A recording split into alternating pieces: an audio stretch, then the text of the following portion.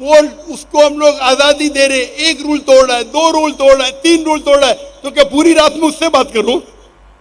वो 2 जमा 2 5 कह रहा है। तो लोग जो दावती मैदान के माहिर ही नहीं, मेरे खिलाफ फतवा डॉक्टर जाकिर नाइक ने हराम किया। अरे तुमने कभी 50,000 के मजमे में कभी सवाल जवाब किया जिंदगी में? क्या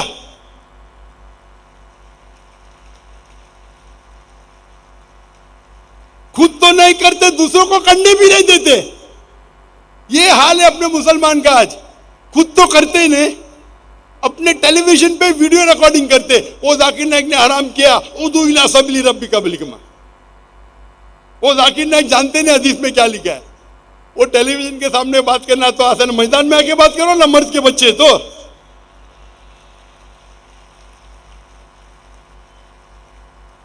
मैं कोई भी मुसलमान से डिबेट नहीं करता हूं, कोई भी मुसलमान से मैं डिबेट करना भी नहीं चाहता हूं, कोई फायदा ही नहीं।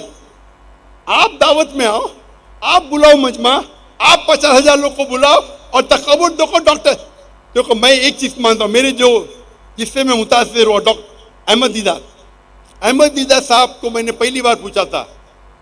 मैं उस टाइम मेरी उम्र थी 22 साल की, 22.5 साल। मैं बोला, Sheikh uncle, why are you so aggressive? Aggressive मतलब उर्दू में क्या कहेंगे, आप इतने भड़कीले क्यों हैं, आप भड़कते क्यों इतना?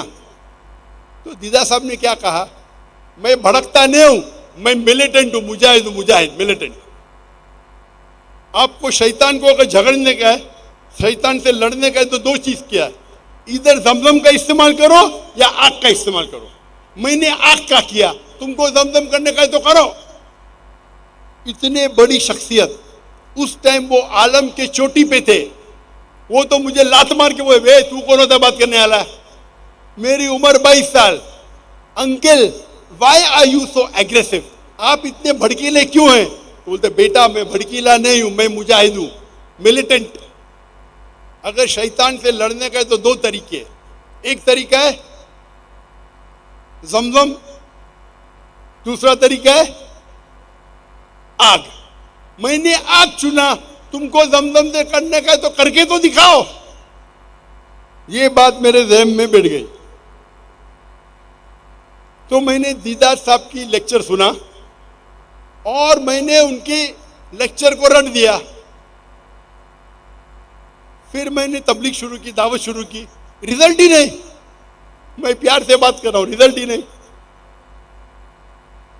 बाद में मैं अहमद दीदार से बड़ा शेर बन गया, सब लोग मेरे फैन बन गए, अक्सर लोग। फिर बाद में तजुर्बे के साथ पता चला कि शेर को गरजने की जरूरत नहीं।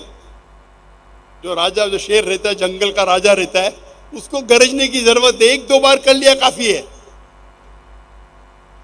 तो तजुर्बा आने के बाद मैं एकदम सॉफ्ट हो गया।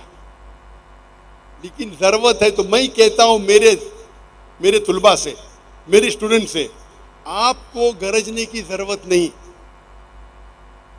जरूरत पड़े तो गरजो। तो मेरा ये मौक़िफ़ है, मैं कहता हूं हमेशा गैर मुस्लिम से प्यार से बात करो, हिकमत से बात करो। लेकिन अगर वो नाजायज फायदा उठा रहा है, उसको प्यार से समझाओ। नहीं समझता है तो जरा ऊंची आवाज में। वो समझ रहा ही नहीं था। 50,000 1 लाख थे लाहौर में, 1 घंटा चाहता है, 1 सेकंड, 1 घंटा।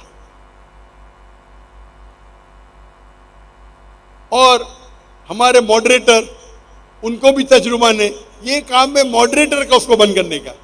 तो हमारे मॉडरेटर तजुर्बा नहीं है, शायरी मानने में एक्सपर्ट है लेकिन तजुर्बा नहीं है, तो मुझे मॉडरेटर बनने पड़ता है। हिकमा ये है कि भाई उसको चुप करो, नहीं तो हजारों लोग का टाइम वेस्ट होएगा और पैगाम भी नहीं पहुंचेगा। तो उस वक्त अगर मैं सख्त हूं, I am not losing my temper, मैं गुस्से में नहीं आया। ये तरीका है, हिकमा है, हिकमा। आप समझ रहे, इसे कहते हिकमा। आप शायद तफसीरी ने पढ़ी सूरह नहल की। अभी ये टाइटल तो मैंने पहले दे चुका था। ये बात बात में मुझे जवाब देने का शौक नहीं, मेरे खिलाफ जो बात करते हो।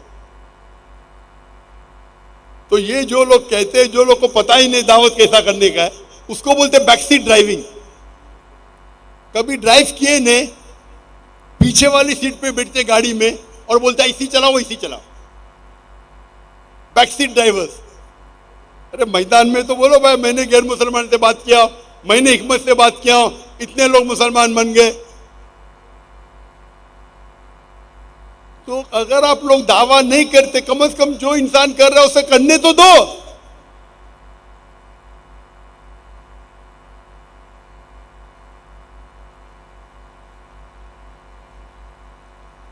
मैं आपसे ये कहना चाहता हूं, तजुर्बे के साथ इंसान और बेहतर बनता है। मैं मानता हूं जब मैं और जवान था, 30 साल 35 साल भड़कीला था, अभी नहीं, अभी मुझे भड़काना बहुत मुश्किल है। डॉक्टर जाकिर नाइक को भड़काना बहुत मुश्किल है। ये आपको समझता है, अगर मैं ऊंची आवाज से बात कर रहा हूं ताकि मुझे रिजल्ट मिले, ये अल्लाह कहता है मुझे करने के लिए। अगर इब्राहिम अलैहिस्सलाम ने बुद्ध तोड़ा, क्यों तोड़ा? हिकमत थी। तो मैं भी अगर ऊंची आवाज से बात किया वो ईसाई के साथ, उसका मतलब नहीं कि मैं भड़क गया, अरे डॉक्टर जाकिर नाइक अभी ज़ईफ हो गए। तजुर्बे के साथ इंसान और माहिर बनता है माशाल्लाह। तो अब पहले मेरे तकरीर देखेंगे, अभी तकरीर देखेंगे, जमीन आसमान का फर्क है। अभी तजुर्बा है, अल्लाह की मदद और आ रही है। तो अल्लाह ताला फरमाते हैं कुरान मजीद में, सूरह नहल में, सूरह नंबर 16 आयत नंबर 43 और सूरह नहल सूरह नंबर 21 आयत नंबर 7 में, फस्अलू अहल ज़िक्री इन कुंतुम ला तालमून। अगर आपको नहीं पता है तो माहिर से पूछिए। ये ड्रोन को जरा साइड में करेंगे। ड्रोन कभी भी सेंट्रल एक्सिस में नहीं आना चाहिए। आप अपने ड्रोन को बीच में लेके आ रहे, बाकी 10 कैमरा सामने वो खराब हो रहे, आपका डायरेक्टर कौन है? ड्रोन को लेके आओ, लेकिन सेंट्रल एक्सिस कभी क्रॉस नहीं होना चाहिए। ऊपर से आया चलेगा, नीचे आया चलेगा, लेकिन सेंट्रल एक्सिस को आप क्रॉस करेंगे तो आप खुदगर्जी कर रहे हैं। 10 कैमरा को आप खराब कर रहे हैं आपके एक कैमरा की वजह से।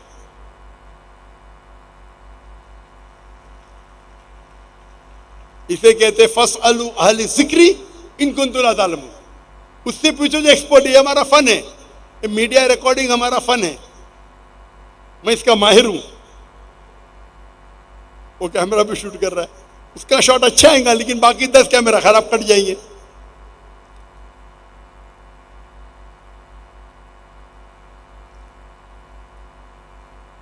तो ये तीसरी स्ट्रैटेजी था हिकमा। तो हिकमा मतलब वो चीज करो जो सबसे बेस्ट है। और दावा के तरीके जो तकरीर इतनी लंबी हो सकती, इतनी लंबी हो सकती। जो हम ट्रेनिंग करते 33 दिन तक ट्रेनिंग करते हैं और हर रोज तकरीबन 10 से 12 घंटे। वो पूरा प्रोग्राम मेरा 350 आवर्स रिकॉर्डिंग है, 350 घंटे, 350 घंटे रिकॉर्डिंग और गाइड के साथ 650 घंटे मौजूद है अलीदा पे। पूरा एडिटिंग होनी चाहिए, एडिटिंग बाकी है। तो तकरीर इतनी लंबी है कि खत्म ही नहीं हो सकती, करते ही जा सकते हैं। मेरे बेटे ने पूछा, अब्बा आज की तकरीर के लिए आप तैयार है? क्या क्या बात करेंगे? मैं सोच रहा हूं क्या नहीं बात करूंगा, क्या नहीं बात करने का सोच रहा हूं। क्या बात करने की सोचने की जरूरत ही नहीं। दावा के तरीके, क्या नहीं बात करूंगा सोचने पड़ता है। वक्त की किल्लत होने की वजह से तकरीबन 2 घंटे होने आ रहे, 5 मिनट बाकी है। मैं आखिरी चीज कहूंगा, जब दावती मैदान में हम ट्रेनिंग करते, दावा ट्रेनिंग प्रोग्राम, और दावा ट्रेनिंग में हम ट्रेनिंग करते किस तरीके से एक इंसान को महारत पाना चाहिए। हर फन में अलग महारत है और सबसे बेहतरीन दावा 1 to 1, 1 to 1 दावा सबसे बेहतर है in terms of percentage of result. अब 1 to 1 करेंगे जिस तरीके से अल्लाह के रसूल करते थे, खुलफा राशिदीन के सहाबा, बेस्ट इज 1 to 1। लेकिन 1 to 1 में एक आदमी, रिजल्ट बेस्ट है। मिसाल के तौर पे, और एक आदमी को मुसलमान बनाना 10 मिनट 20 मिनट में ये मुमकिन नहीं है। एक आध बार ठीक है, अल्लाह चाहे तो हो सकता है, लेकिन लोग बोलते 10 मिनट में किस तरीके से गैर मुस्लिम को मुस्लिम बनाना। मैं बोलता हूँ मैं पहले आपका स्टूडेंट बनूंगा, 10 मिनट में गैर मुसलमान को मुसलमान बनाना, ये सब बकवास है। हाँ, अल्लाह चाहे तो 1 सेकंड में किसको बना सकते हैं, वो अल्लाह की मर्जी, लेकिन आम तौर पे दावत देने पड़ता है, वक्त लगते हैं, घंटों लगते, दिन लगते, साल लगते। 10 मिनट में कुछ लोग कोशिश करते 10 मिनट में गैर मुस्लिम को मुस्लिम बनाना। हाँ, वो एक हो सकता है कि एक गैर मुस्लिम इस्लाम की बातों को सीखते आ रहा है, फिर कुछ बात पे मुतासिर होता है और इस्लाम कबूल करता है। हो सकता है क्या एक गैर मुस्लिम 1 मिनट में इस्लाम कबूल करे, हो सकता है, लेकिन ये एवरेज नहीं है। तो जब 1 to 1 आप दावा करते, सबसे बेस्ट रिजल्ट, हाइपोथेटिकली मिसाल के तौर पे, अगर एक एकदम माहिर दाई है, दुनिया का बहुत माहिर दाई है, सपोज वो एक गैर मुस्लिम के साथ 2 घंटे दावा करता है, 1 to 1 दावा करता है 2 घंटे के लिए, और 10 लोग से दावा करता है 1 to 1, 2 घंटा। अगर वो बहुत बड़ा माहिर है और अगर वो 10 में से 1 को भी इस्लाम कबूल कराया, एक इंसान इस्लाम कबूल करता है, एक्सीलेंट।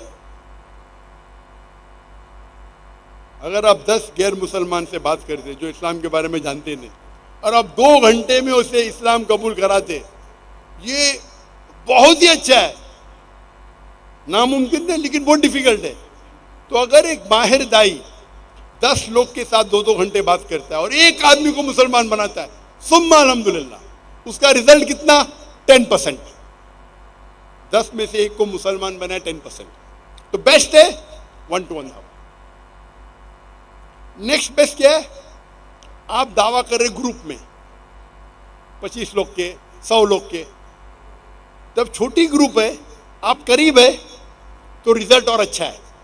छोटी ग्रुप में आप बैठे कमरे में, टेबल पे बैठे 10 लोग, अगर ऑडिटोरियम में बैठे 1000 लोग, वो 10 लोग जो कमरे में बैठ के आप डिस्कस करते, वो बेहतर है बनिस्बत 1000 लोग के ऑडिटोरियम में। यहां माशाअल्लाह मजमा है 50,000 का, लेकिन पहली रो इतना दूर है, सिक्योरिटी इतनी दूर है कि मेरा 1 to 1 कांटेक्ट ही नहीं है, तो इंपैक्ट कम हो रहा है। अभी मेरे तकरीर भी इंपैक्ट कम है, इतना दूर इंसान। तो मेरा उसूल है कि पहली रो नजदीक होना चाहिए। हम जब 10 लाख के मजमे में तकरीर किया था हिंदुस्तान में, तो पहली रो थी, वो जहाँ कैमरा लगे उधर पहली रो थी, और उसके बीच में। यहां तो 3 गुना ज्यादा। यहां 50,000 का मजमा, वहां मजमा था 10 लाख का, 20 गुना ज्यादा मजमा।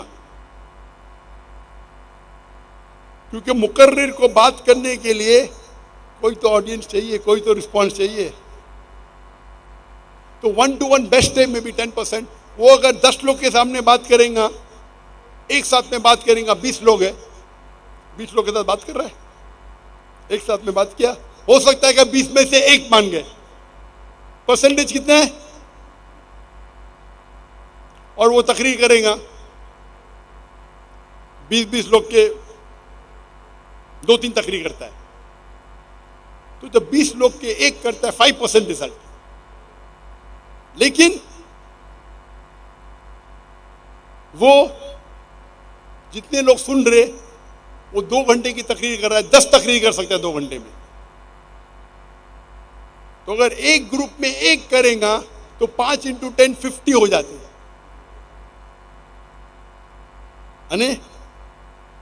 10 लोग ने इस्लाम कबूल किया। ग्रुप बड़ा है, जितना ग्रुप बढ़ते जाता है, द इंपैक्ट ऑफ दावा कम होता है, लेकिन रीच बढ़ती है। तो मैं अगर 10,000 के मजमे में तकरीर कर रहा हूं और 0.1% ने भी इस्लाम कबूल किया, 10,000 में 0.1 कितना होता है, 10,000 में तकरीर किया और 0.1% ने इस्लाम कबूल किया, तो कितना होता है? 10 लोग।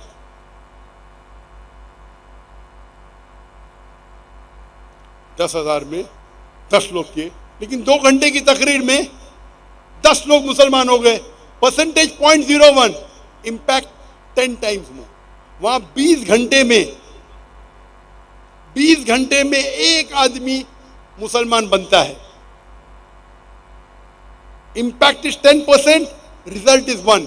इसमें मैं 10 लेक्चर देता हूं, 1000 लोग को, 10,000 लोग को 10 बार दे रहा हूं, तो 100 लोग इस्लाम कबूल करते हैं। Impact percentage is 0.1%, but quantity कितनी हो गई? 100, क्योंकि reach is multiple times more. तो जब आप बड़ा लेक्चर देते हैं तो 1-to-1 का इंपैक्ट जो आपके पास रहता है 10% हो जाता है 0.01%, लेकिन तादाद बढ़ती है तो नेट रिजल्ट उसमें ज्यादा फायदा है।